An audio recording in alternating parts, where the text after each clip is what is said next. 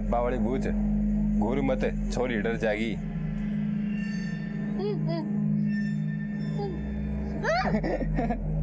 Korea छोरी, पहला number मेरा होगा। गाँव बसानी लुटेरे पहले आ लिए। जा पहले रोटी खा गया, चल जा। तू डर मत, मेरे साथ कुछ ना करेंगे, बाद में खेलेंगे पकड़म पकड़ाई।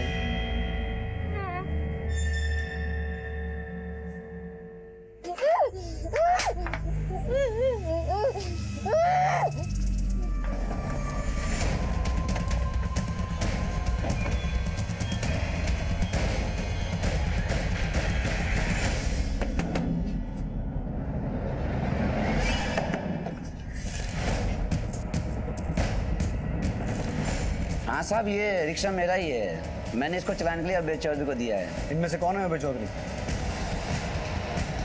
इनमें से कोई नहीं है साहब। तो भाई ये लड़के कौन है? पता नहीं साहब। अभय चौधरी को अपना ऑटो देने से पहले कोई सिक्योरिटी के पेपर्स बनवाए होंगे। हाँ एक मिनट साहब, ये लो साहब अभय चौधरी के सिक्योरिटी पेपर, मैंने उसको रिक्शा किराए पे देने से पहले बनवाए थे।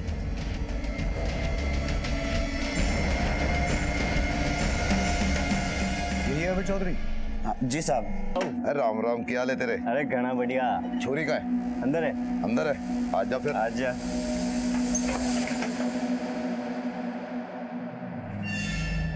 आज घर में नहीं, खेतों में करेंगे, खुले में मजा ही अलग है पिक्चर बनाने का। ओके ठीक है सर, इन तीनों में से दो का क्रिमिनल रिकॉर्ड है। छेड़खानी और धोखाधड़ी के मामले में पहले भी जेल जा चुके हैं। इनका नाम है मदन बिस्ट और सुजान सिंह।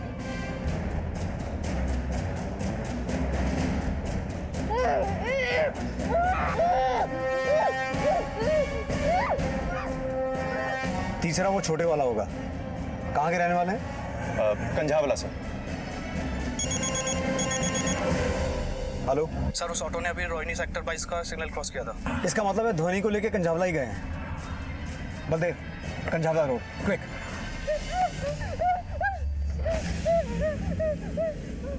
जा छोरी, भाग भाग भाग। कर लो शिकार, चल।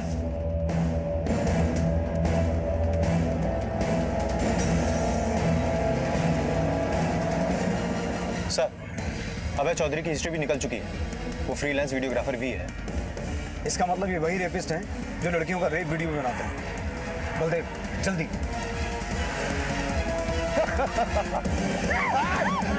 पकड़ लिया।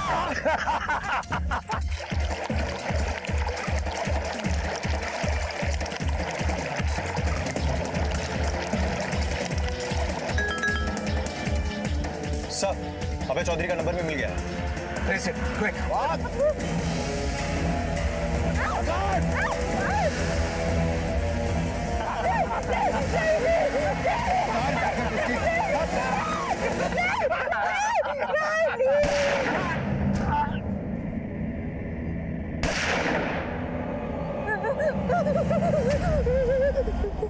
गाड़ी में डालो सबको।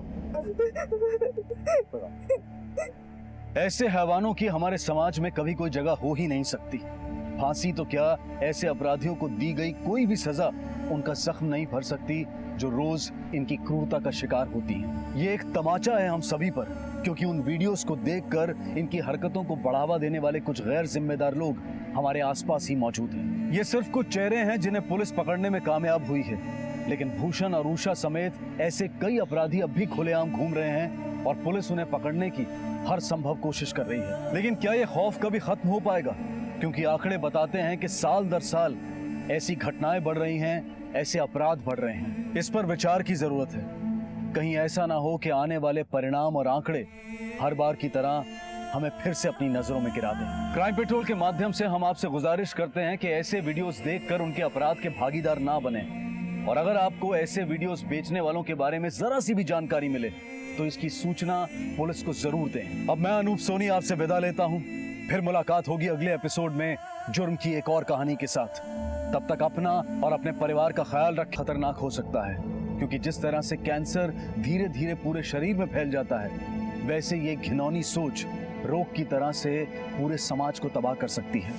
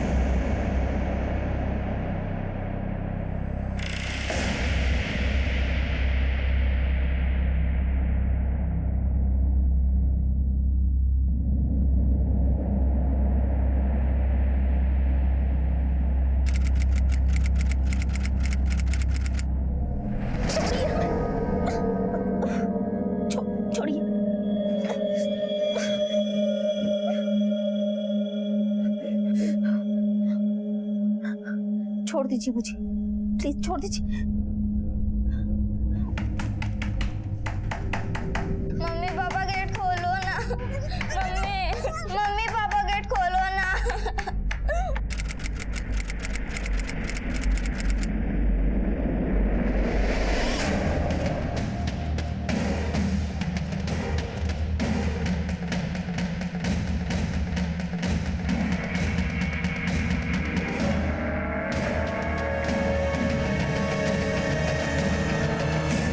चारों घटनाएं ना तो एक स्थान की थी, ना ही एक समय की, और ना ही इन चारों घटनाओं में दिखने वाले लोगों का आपस में कोई संबंध था। लेकिन इन चारों घटनाओं की पृष्ठभूमि एक ही तरह के अपराध में लिप्त थी। अपराध का असर हर जिंदगी पर अलग अलग था, लेकिन अपराध इतना घिनौना और इतने बड़े पैमाने पर हुआ था कि हर रोज एक नया चेहरा, एक नया नाम पीड़ित बनकर सामने आ रहा था।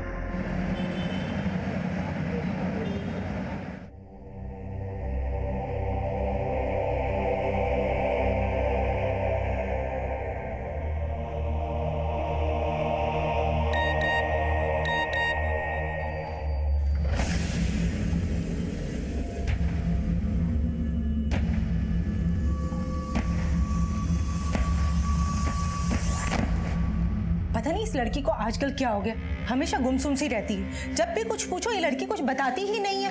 अरे इस उम्र में अक्सर ऐसा होता ही रहता है। क्या होता है? कुछ बच्चे पेरेंट्स के साथ सब कुछ शेयर नहीं करते। थोड़ा प्यार से पूछा करो, कहीं कोई अफेयर या ब्रेकअप वगैरह का चक्कर तो नहीं है? मम्मी मैं कोचिंग क्लास जा रही हूँ। घर में चश्मा क्यों लगा रखा है? वो इन्फेक्शन हो गया है इसीलिए। अच्छा मुझे देर हो रही है, मैं चलती हूँ।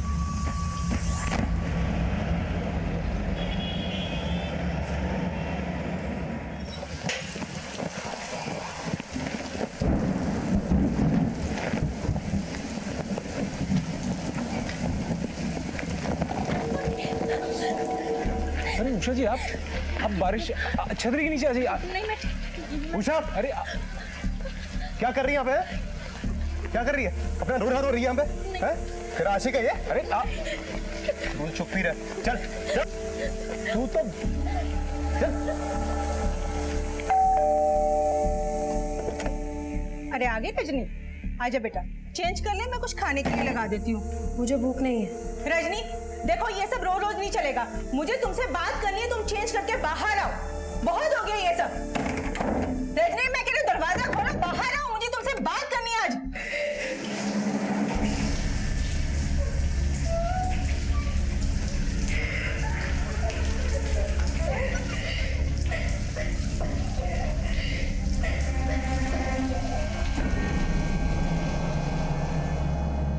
पायल, ऊपर ड्रेसिंग टेबल के पास सामान की लिस्ट रखी है, जल्दी से लेकर नीचे आओ। भाई क्या बात है, आजकल बहुत शॉपिंग वॉपिंग हो रही है। अरे पायल के कॉलेज का एनुअल डे है और मॉडलिंग कंपटीशन भी। फैशन मैगजीन्स कवर करी इस कंपटीशन को। मैं जीत गई तो टीवी, एड, फिल्म्स, हर जगह छा जाओगी तुम तो। और फिर बॉलीवुड में एंट्री, फिर हॉलीवुड में। अरे वाह, स्टार बन के हमको भूल तो नहीं जाओगी ना? शायद भूल भी जाओ। मार्केट जाना तो तू नहीं भूलती है, और अपने भैया भाभी को भूल जाएगी। भाभी आई वाज जस्ट किडिंग। अच्छा जल्दी चल, वरना बहुत ट्रैफिक मिलेगा। अरे हाँ, बाय भैया। चलती हूँ, बाय। अरे सुनो, खाते जानो कुछ। बेटा तुम हमसे कुछ छुपा तो नहीं रही हो? नहीं पापा, वो एग्जाम्स है ना, बस इसीलिए। एग्जाम तो पहले भी आते थे, लेकिन पहले तो तुम कभी इतनी रिजर्व नहीं रहती थी, और आजकल ऐसी कोई बात नहीं है मम्मी, आप लोग कुछ ज़्यादा ही सोच रहे हो। मुझे कोई प्रॉब्लम नहीं है।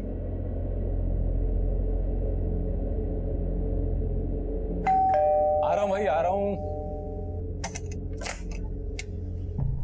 अरे उषा जी, आप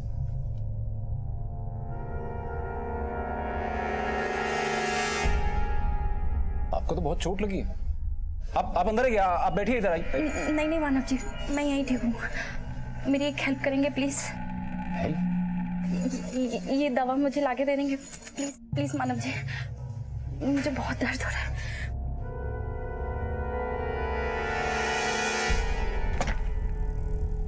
ये आपने दवाई मंगाई थी तो आपके लिए।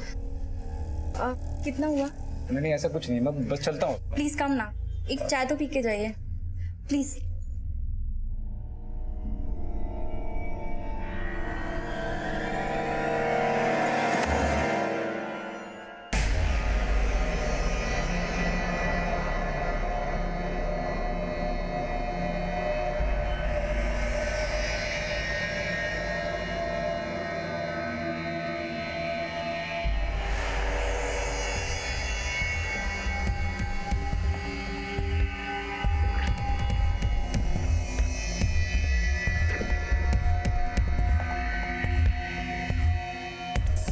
आप ठीक तो है ना?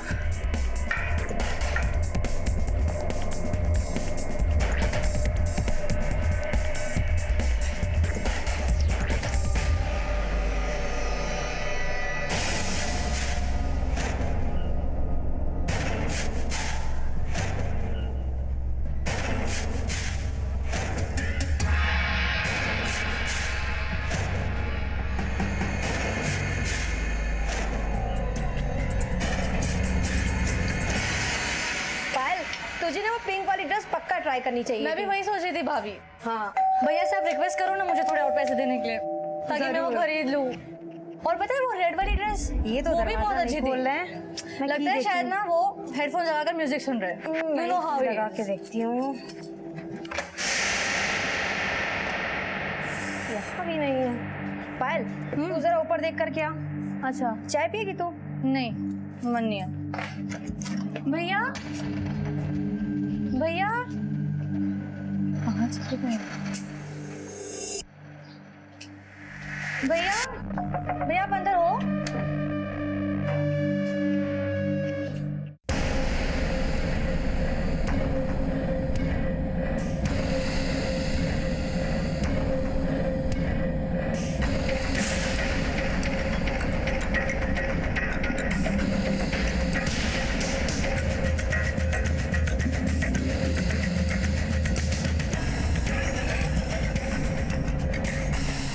भाभी, हाँ भैया तो ऊपर भी नहीं है। ऊपर भी नहीं है?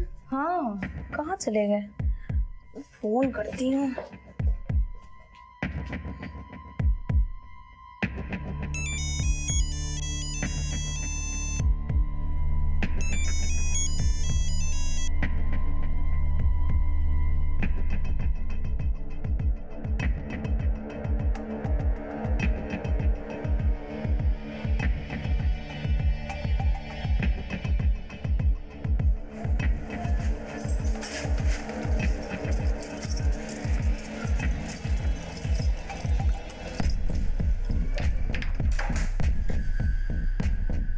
भैया कहाँ थे आप? नहीं, भाभी भैया आ गए। कहाँ चले गए थे आप? वो मैं वॉक पे गया था। लेकिन फोन तो हम वही।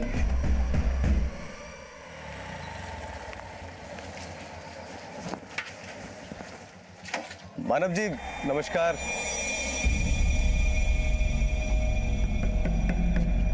अरे मानव जी रुको तो सही, कहाँ जा रहे हो? आप तो रूठी सनम की तरह कर रहे हो। देखो तुम देखो।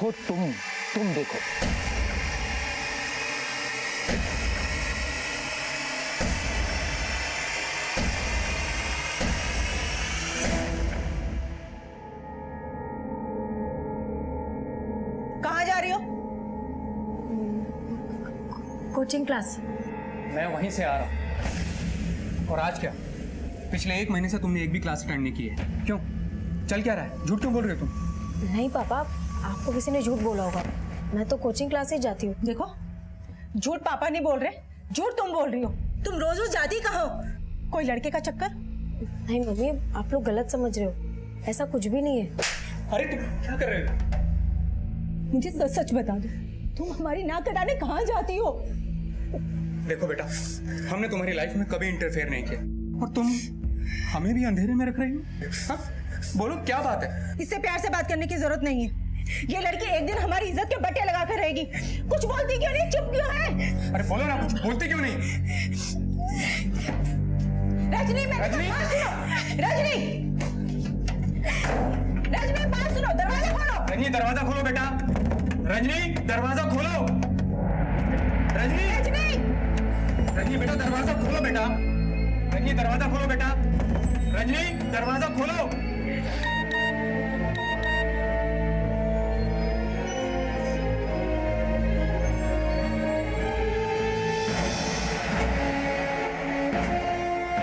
बेटा तुम हमसे कुछ छुपा तो नहीं रहे हो? ये लड़की एक दिन हमारी इज्जत के बट्टे लगा कर रहेगी। कुछ बोलती क्यों नहीं? चुप क्यों है? अरे बोलो ना कुछ।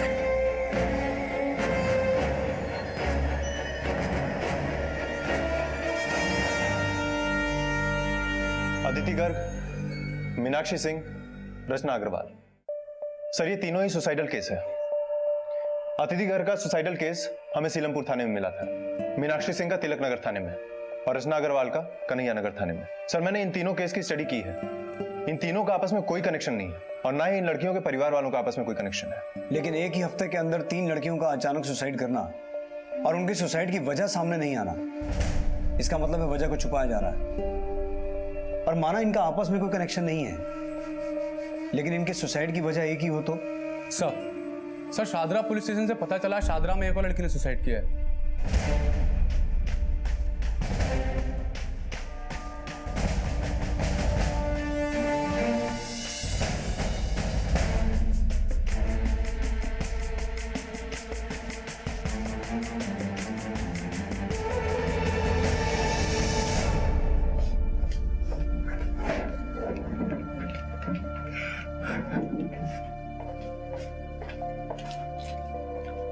सर जब यहाँ पर आए लड़की की बॉडी पंखे से लटकी हुई थी, लेकिन कोई सुसाइड नोट तो नहीं मिला।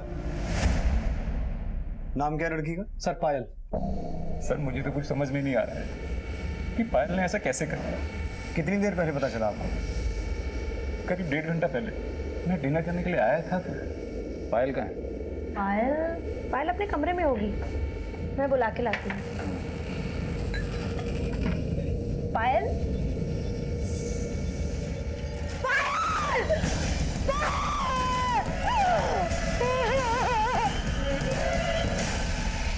क्या वजह हो सकती है आत्महत्या की? सर पायल बहुत हंसमुख लड़की थी और हमें तो खुद भी यकीन नहीं हो रहा है कि वो ऐसा कैसे कर सकती है। कहीं हमसे कुछ छुपा तो नहीं रहे, चालाकी से या किसी डर से?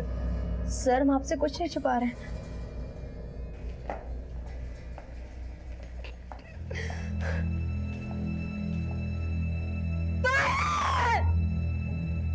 पायल जैन की आत्महत्या से पहले क्राइम ब्रांच अदिति गर्ग, मीनाक्षी सिंह और रचना अग्रवाल की आत्महत्या के केस री इन्वेस्टिगेट कर रही थी। ये चारों आत्महत्याएं जून 2015 में हुई थी, लेकिन इन चारों ही केसेस में आत्महत्याओं की वजहों का अभी तक कोई खुलासा नहीं हो पाया था। और इसी दौरान अगस्त 2015 में ऐसी एक और घटना सामने आई। रजनी बात सुनो, दरवाजा खोलो। रजनी दरवाजा खोलो बेटा। रजनी दरवाजा खोलो। रजनी दरवाजा खोलो बेटा। रजनी क्या कर रहे हो? जाके चाबी लेके आओ। हाँ मैं चाबी लेकर। रजनी दरवाजा खोलो। रजनी हटो, जल्दी हटो। अरे जल्दी करिए ना।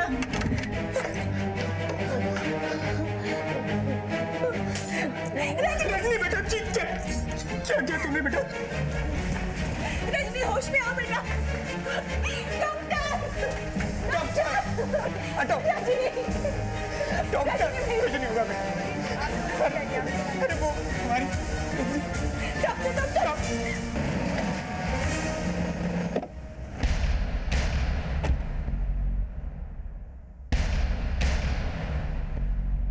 सर रजनी पिछले काफी दिनों से परेशान लग रही थी। हमने उसकी परेशानी जानने की बहुत कोशिश की, लेकिन उसने कभी हमें कुछ बताया ही नहीं। डॉक्टर, कैसी है पेशेंट? रजनी की हालत क्रिटिकल है और हाथ की नस काटने के अलावा उसकी बॉडी में काफी सारी इंटरनल इंजरीज भी हैं। इंजरीज? कैसी इंजरीज? मुझे लगता है शी वाज ब्रूटली रेप्ड। इसका मतलब उसके सुसाइड अटेम्प्ट की वजह रेप है। उसने आप लोगों को कुछ बताया नहीं? नहीं सर, वो तो कल रात से घर पे ही है। पर उसके साथ जो हुआ वो नॉर्मल नहीं है। आई फील पिछले कई दिनों से उसके साथ लगातार सिर्फ जबरदस्ती नहीं, दरिंदगी के साथ कई बार रेप हुआ है। उसका प्राइवेट पार्ट पूरी तरह डैमेज हो चुका है, कंटिन्यूसली ब्लीडिंग भी हो रही है। उसके शरीर में पहले ही खून की कमी थी, अब सुसाइड अटेम्प्ट के बाद आई होप कि वो सरवाइव कर ले।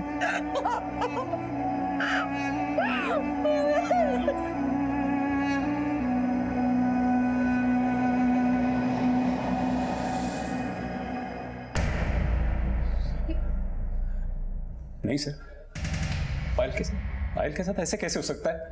पायल की पोस्टमार्टम रिपोर्ट से ये साफ है कि जिस दिन उसने आत्महत्या की थी उसके साथ रेप हुआ था। शायद इसीलिए उसने आत्महत्या की थी।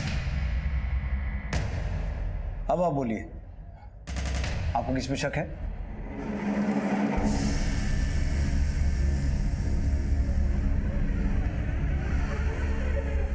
आप कुछ जानते हैं? नहीं सर, मैं कुछ नहीं जानता। आंकड़े बताते हैं कि ऑन एन एवरेज हमारे देश में महिलाएं लगभग हर 6 मिनट में छेड़छाड़, हर आधे घंटे में शारीरिक शोषण और हर 1 घंटे में बलात्कार का शिकार होती हैं। ये क्रूरता का वो घिनौना चेहरा है जिनकी शिकार महिलाएं अक्सर आत्महत्या जैसा कदम उठा बैठती हैं। पायल जिस घिनौने अपराध का शिकार बनी थी, उस फेहरिस्त में अब रजनी का नाम भी शामिल हो गया था। और इन मासूम चेहरों से जिंदगी की उम्मीद छीनने वाले अभी तक पुलिस की गिरफ्त से दूर थे। लेकिन ये उम्मीद की जा रही थी कि जिंदगी और मौत से लड़ती रजनी को शायद जिंदगी नसीब हो जाए।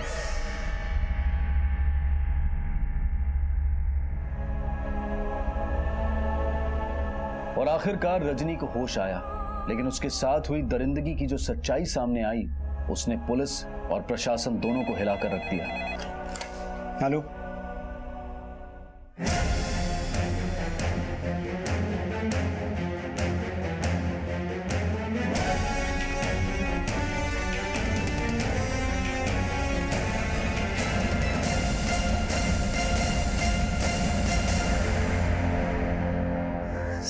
सर, मैंने कभी नहीं सोचा था कि अंकित मेरे साथ। कौन अंकित? मेरा क्लासमेट। उसने अपने फ्रेंड्स के साथ मिलके मेरे साथ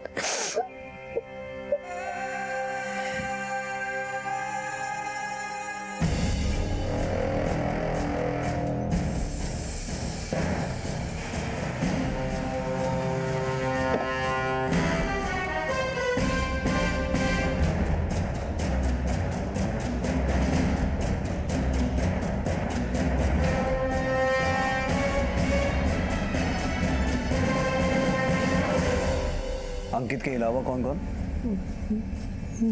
मुकेश, विनय और सुरेंद्र।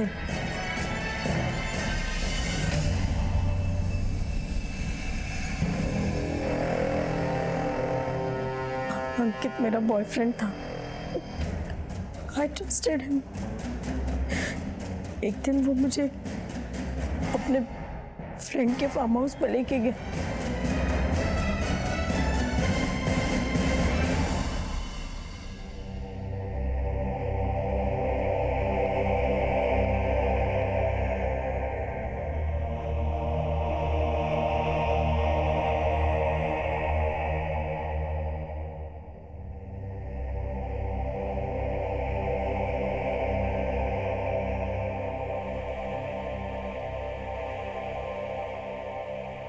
और वहाँ चारों ने मिलके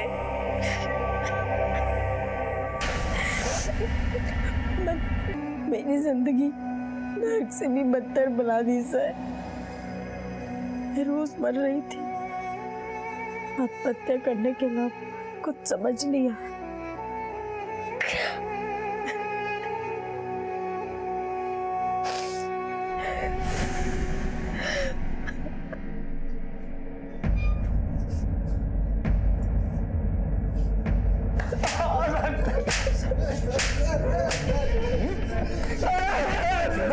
बात चुल उठती है। रेप करोगे, वीडियो बनाओगे, हाँ? क्या किया वीडियो का? अपलोड किया? नहीं सर। तो फिर वीडियो बनाया क्यों? गलती हो गई सर, गलती हो गई। कहाँ वीडियो? मोबाइल में।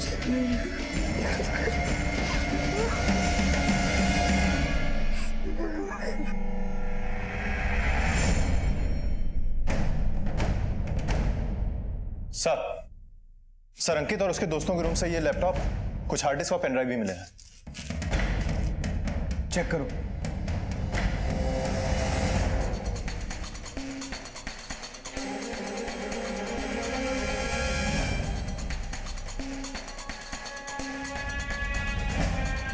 माधव सर। Yes sir. इस वीडियो में रेप करने वाला पुलिस वाला है। सी सर लेकिन ऐसा भी तो हो सकता है ना कि कोई और पुलिस का यूनिफॉर्म पहन के ये सब कर रहा हो।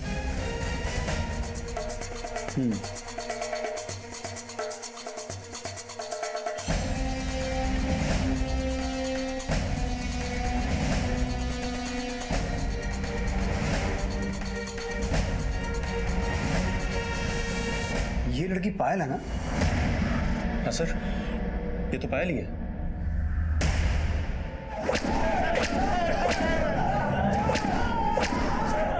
सर हमने उस लड़की का रेप नहीं किया सर हमने तो सिर्फ वो वीडियो पर चेंज किया था सर सच कह रहा हूँ सर वो वीडियो देख के तो हमें रजनी का वीडियो बनाने का आइडिया आया था। कहाँ से परचेज किया था? सर लाल कुआं से सर। कौन सी दुकान से? नाम बताओ उसका। दुकान से नहीं किया सर दुकान से नहीं किया, सच कह रहा हूँ सर, मैं अक्सर वहां जाता था। भैया कोई रोमाल है क्या? अरे हम वो सब नहीं रखते यार, लेकिन बता सकते हो कौन रखता है? वो नहीं पता।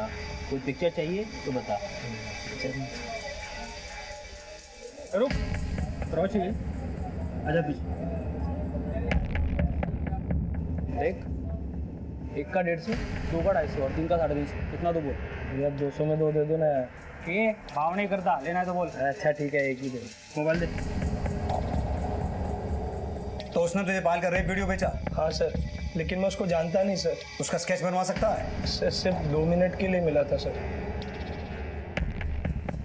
बलात्कार जैसी घटनाओं के वीडियोस खरीदे और बेचे जा रहे थे। ये इस केस का एक बेहद ही चौंका देने वाला पहलू था। लेकिन कोई ऐसे घिनौने अपराध को अपने मनोरंजन के लिए कैसे देख सकता है?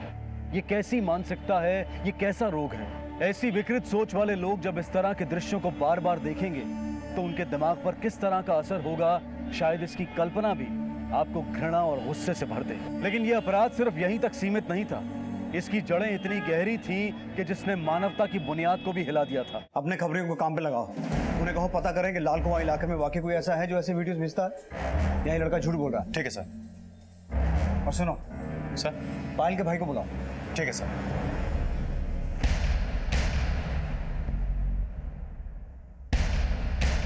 सर ये तो भूषण है। कौन भूषण?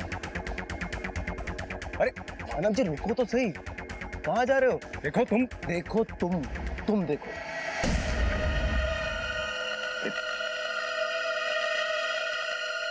देखो मेरी बीवी तो मेरी कभी थी ही नहीं। मैं तुम्हारी बीवी को तुम्हारी सारी सच्चाई बता दूंगा। बीवी को कुछ मत बताना प्लीज। ठीक है, नहीं बताऊंगा। तो फिर एक काम करो, तुम्हारी बहन पायल को मेरे घर भेज दो। पायल क्यों?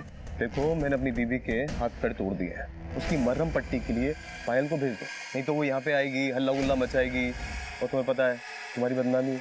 नहीं ठीक है, मैं और एक काम करना, कल सुबह 1-1.5 लाख रुपए भेज देना। 1.5 लाख? हाँ ठीक है। सर मैंने 4 बजे पायल को भूषण के घर पे भेजा, उषा की मरहम पट्टी करवाने के लिए। उसी रात पायल ने सुसाइड कर लिया। पायल?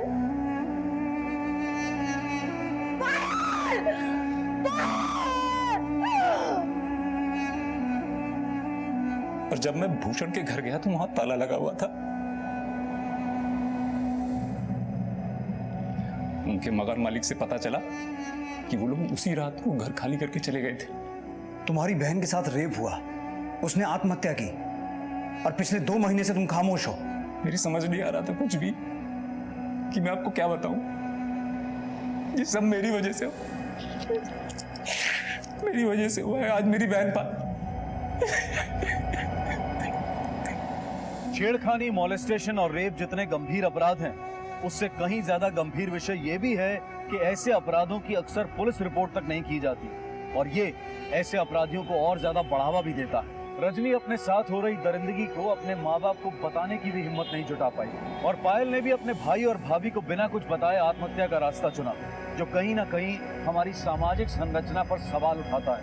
ऐसे अपराध की पीड़ित महिलाओं को हमारा समाज साहस देने की बजाय उल्टा उनके ही चरित्र पर सवाल उठाने लगता है। गलत करने वाले से ज्यादा सजा गलत सहने वाला भुगतता है। मानव ने पूरे 2 महीने तक उषा और भूषण की इंफॉर्मेशन पुलिस से छुपाई, और इतना समय ऐसे अपराधियों के भाग जाने के लिए काफी होता है। पुलिस ने जब भूषण और उषा के खिलाफ इन्वेस्टिगेशन शुरू की तो पाया कि दोनों अपराधी बिना किसी पुलिस वेरिफिकेशन के फेक आईडी देकर किराए पर रह रहे थे। सर भूषण और उषा ने फेक आईडी दी थी। ये रही उनके मकान की एग्रीमेंट कॉपी। मैंने उनकी आईडीज को क्रॉस चेक कर लिया है, और फिलहाल पुलिस के पास उनकी तस्वीरों के अलावा उनका कोई सुराग नहीं था।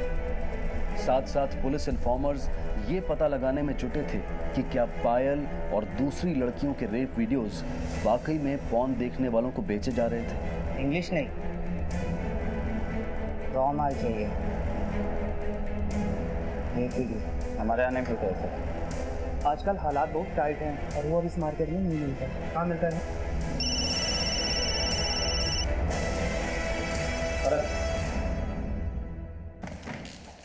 सर 2-3 हफ्ते पहले लाल कुआं मार्केट में पायरेटेड डीवीडीज बेचने वालों के यहाँ रेड पड़ी थी। तब से पूरी मार्केट अलर्ट है और अनजान कस्टमर्स को इस तरह की डीवीडीज बेचने से साफ मना कर दे रहा है। लेकिन रेड से पहले वहां रेप वीडियोस बिकते थे। सर खबरियों का कहना है कि 2-3 लड़के घूम फिर के इस तरह की वीडियोस बेचा करते थे, लेकिन कोई उनके बारे में बताने के लिए तैयार नहीं है। इसका मतलब अंकित की इंफॉर्मेशन सही हो सकती है। कहाँ से परचेज किया था? सर लाल कुआं से सर। कौन सी दुकान से, नाम बताओ उसका। दुकान से नहीं किया सर। अगर ऐसे रेप वीडियोस बिक रहे थे तो ये बहुत ही सीरियस मैटर है, और पूरे चांसेस हैं कि पायल के अलावा और भी कई लड़कियों के रेप वीडियोस वहां बिक रहे हो। दिल्ली और एनसीआर में ऐसी जितनी भी मार्केट्स हैं, अपने खबरियों की टीम को वहां छानबीन के लिए लगा दो। पिछले 6 महीने में शारीरिक शोषण, रेप, घरेलू शोषण के जितने भी केसेस हैं सबको रीचेक करवाओ। जितने भी विक्टिम्स हैं उनसे भूषण और उषा को आइडेंटिफाई करवाओ। ये बहुत ही सीरियस मैटर है। इसमें भले ही अपराधी गिने चुने हों, लेकिन विक्टिम्स बहुत ज्यादा होंगे। पुलिस हर एंगल से इस केस को इन्वेस्टिगेट करने में जुट गई, जिससे वो उन अपराधियों तक पहुंच सके जिन्होंने सिर्फ पायल और रजनी की ही नहीं, न जाने कितनों की जिंदगियां तबाह की थी। और इन्वेस्टिगेशन के दौरान कुछ ऐसे चेहरे भी सामने आए जिन्होंने इन घिनौने वीडियोस को देखने की लत में अपनी और अपनों की जिंदगी भी नर्क बना दी थी। सर 17 साल की एज से ही मुझे पॉर्न वीडियोस देखने का बहुत शौक था। फिर धीरे धीरे मेरा मन पॉर्न वीडियो से ऊब गया। फिर मैंने ज्यादा एक्साइटमेंट के लिए रेप वीडियो देखना शुरू कर दिया, और धीरे धीरे ये मेरी आदत बन गई सर। और सर मेरी इस आदत की वजह से मेरी वाइफ भी मुझसे नाखुश रहने लगी थी, क्योंकि सर मेरा नॉर्मल सेक्स से ही जी उब गया था। पहले हमारे बीच बातचीत बंद हो गई, फिर झगड़े बढ़ने लगे, और फिर बात इतनी बढ़ गई कि नौबत डिवोर्स तक आ गई। गंदे गंदे वीडियोस देखकर मेरे पति एकदम जानवर हो गए थे, और मुझे भी जबरदस्ती वीडियो दिखाते, मेरे साथ जानवरों की तरह पेश करते थे। छोड़ दीजिए मुझे, प्लीज छोड़ दीजिए।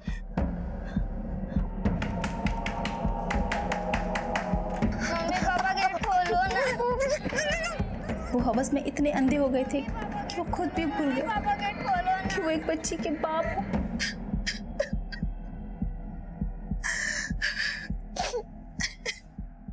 देख, यही वीडियो देखकर रेप कर रहा था ना मेरी वाइफ का। एक बात बता, पुलिस वाला तो तू नहीं है, फिर पुलिस की यूनिफॉर्म पहन के अपनी वाइफ के साथ रेप क्यों करता था? वो वीडियो देखकर आइडिया मिला था। आइडिया मिला था? कहां से मिला ये वीडियो? कई हफ्तों की इन्वेस्टिगेशन के बाद आखिरकार पुलिस को रेप जैसे वीडियोस बेचने वालों तक पहुंचने का जरिया मिला। ये अपना दोस्त है, नए पुराने सारे कलेक्शन खरीदना चाहते हैं।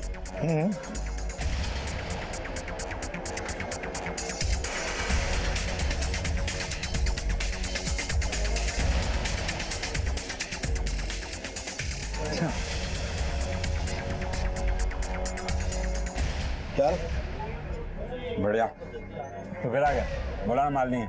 अरे मुझे नहीं चाहिए, इन्हें चाहिए, दोस्त है मेरे।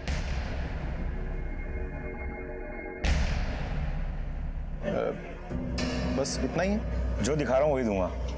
एक एक करके सीडी तो चेक नहीं करा सकता ना। देख क्या रहा है बे, एकदम रॉ माल है। क्यों, ये भी रॉ है ना? देख ले, तेरी गली मोहल्ले ऑफिस कहीं की भी हो सकती है। तेरी बहन और बेटी भी हो सकती है, समझा?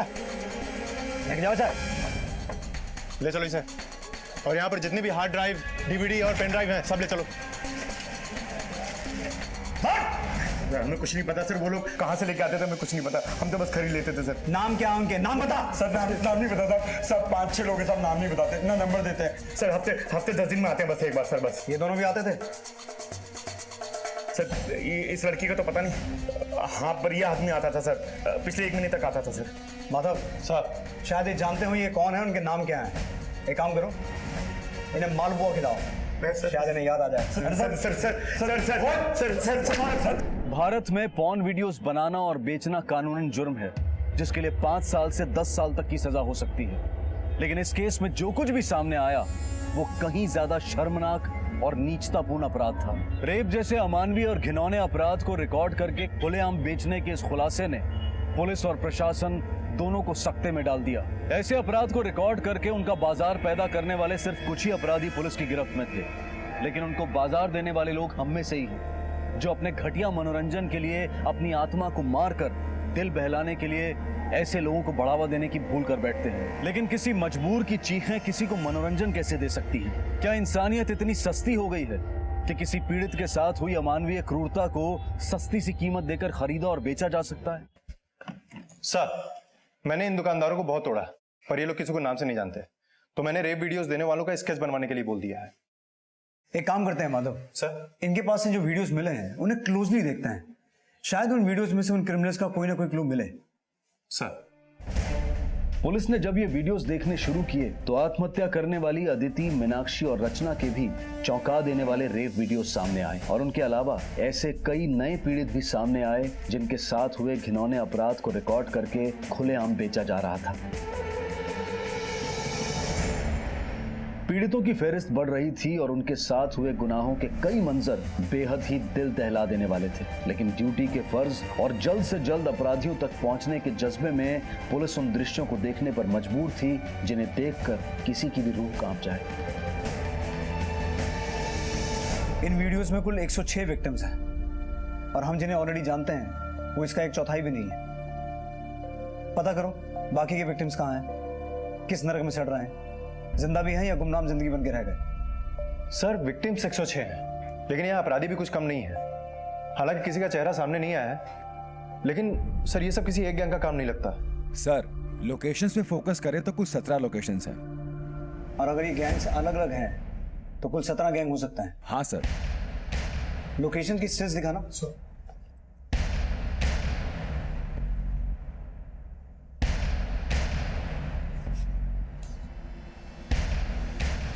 ये रेप्स ऑटो में भी हुए हैं।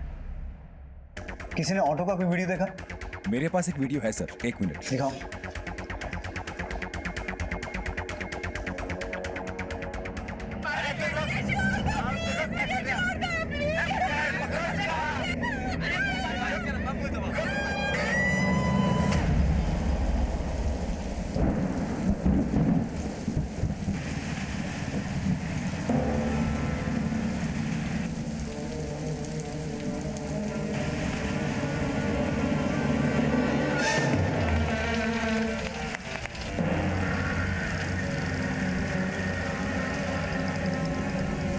सर रोहिणी से एक 14 साल की लड़की किडनैप हुई है।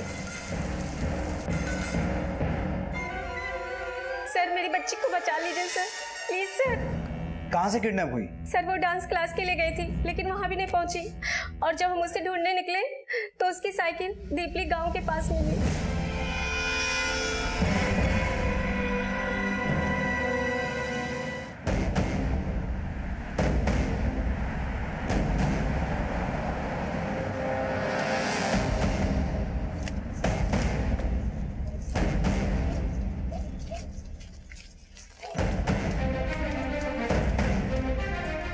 अगर ये किडनैपिंग उन्हीं रेपिस्ट में से किसी ने की है तो इसके पूरे चांसेस है कि ध्वनि को भी ऑटो में किडनैप किया गया। एक काम करो, अगर आसपास कोई सीसीटीवी लगा है तो उसका फुटेज निकलवाओ। Okay sir.